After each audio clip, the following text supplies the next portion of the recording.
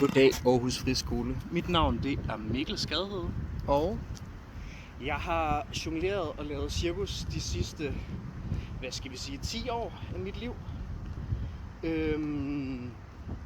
Og I skal vælge mit hold, hvis I har lyst til at prøve kræfter med noget anderledes bevægelse, der måske allerede relaterer til noget, I har lavet før.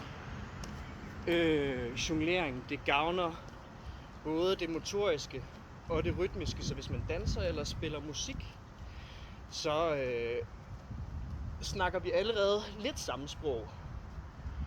Det kan være, at I ikke synes, at jonglering er det der er spændende, så hvis I har lyst, kunne vi også arbejde på noget akrobatik.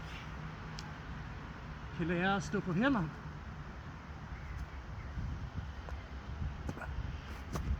Eller alt muligt andet. Så hvis I synes, at alternativ bevægelsesform, eller bare prøve kræfter med noget anderledes, end det I laver i jeres hverdag, så skal I vælge mit hold.